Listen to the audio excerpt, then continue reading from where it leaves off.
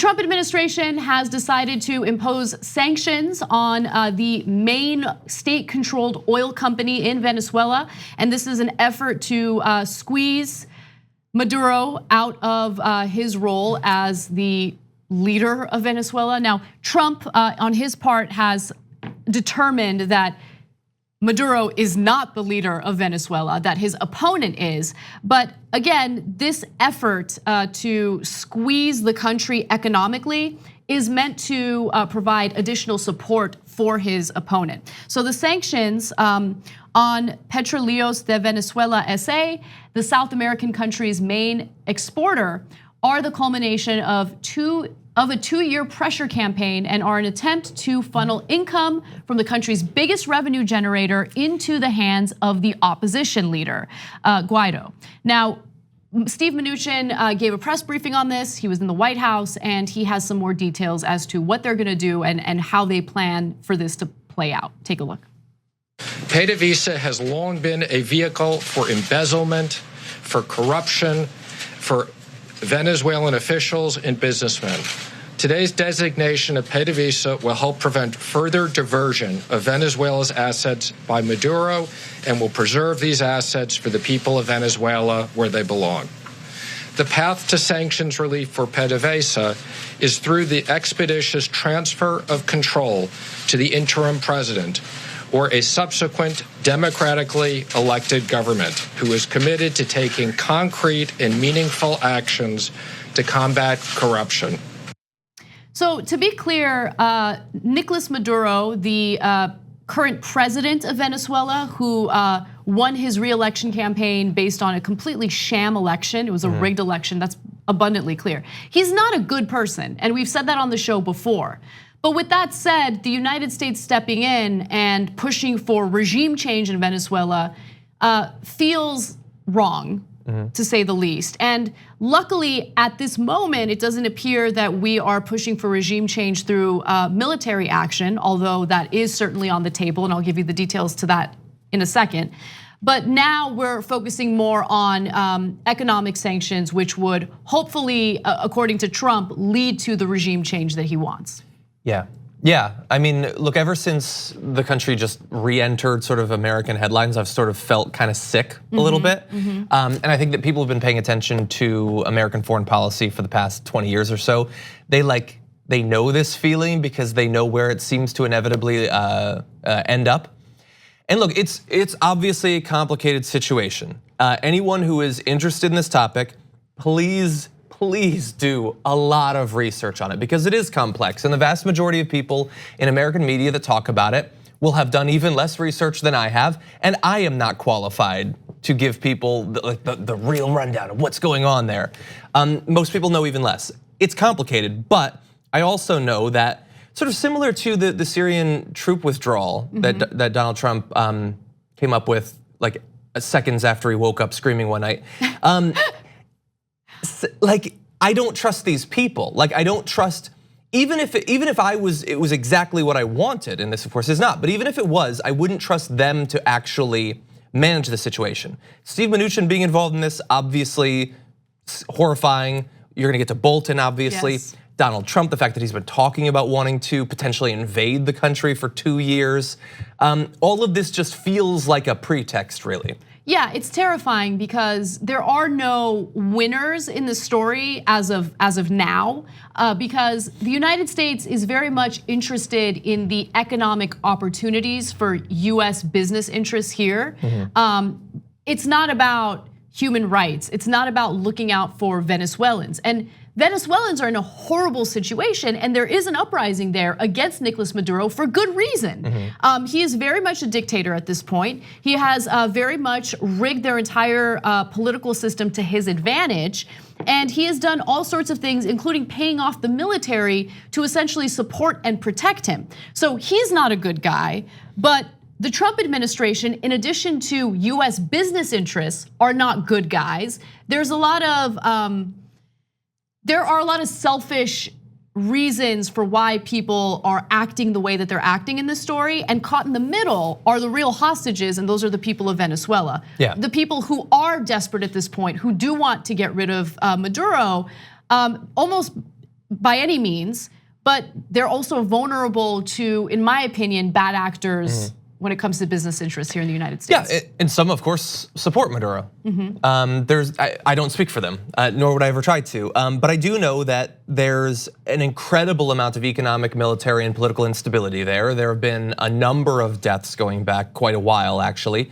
Almost any move that we make there is likely to create the grounds for more political violence. Yes. Obviously, so the boogeyman, the worst thing that could happen is we send in thousands of troops and we occupy Venezuela, which sounds like a crazy sentence to even say, but we have Donald Trump as our leader. He has called himself the most militaristic person in the world. He has talked casually about invading that country.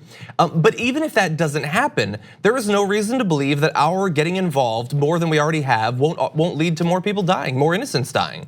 In fact, just historically speaking, the US getting involved more often than not does lead to more people dying. And so for those who are skeptical of the US's involvement, I hear you loud and clear. I'm in that same camp. At the same time, that's in no way making excuses for Maduro or trying to support him in the position that he's currently in right now.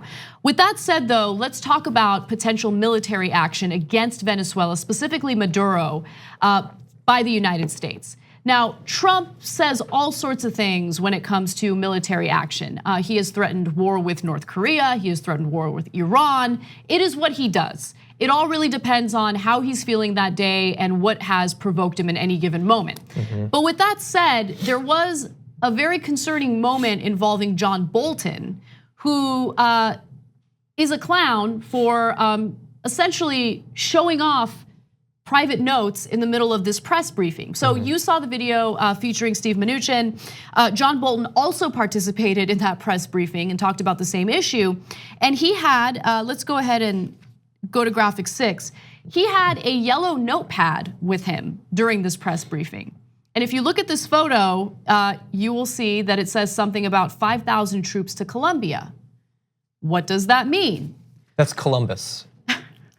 It's really bad handwriting, right? So everyone's like wondering, what does this mean? Does this mean that we are going to send troops to Colombia in order to start military intervention in Venezuela?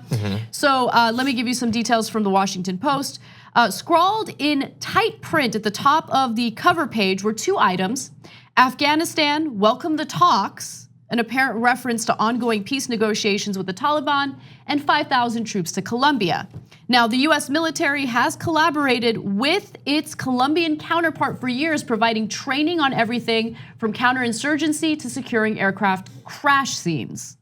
So there is certainly some concern that the US is thinking about a military option, and when the Trump administration was asked specifically about that, they gave the answer that they usually give, which is all options are on the table. Yeah. Also, this is sort of similar to, I think in one of the articles you gave me actually, they referenced, you probably remember, Donald Trump had notes for a thing. At one point he wrote no collusion as a note because he wouldn't have remembered it otherwise. He wouldn't have remembered and it was spelled wrong, like global warming today. So those 2 notes that he wrote down, like, okay, maybe he would have forgotten exactly how many troops they're considering sending to Colombia. Yeah. But what was the first note for? Was he gonna get asked like, hey, there's gonna be peace talks with Taliban, what's your position? We welcome them. Do you not know that? Yeah, it's really surprising because look, it's one thing for Trump to slip up like that, but John Bolton has been in politics for a long time. He is the national security advisor. He isn't some newcomer that Trump brought in. Yeah. And it was such a weird rookie mistake. But he's not the only person tied to the Trump administration who made this mistake.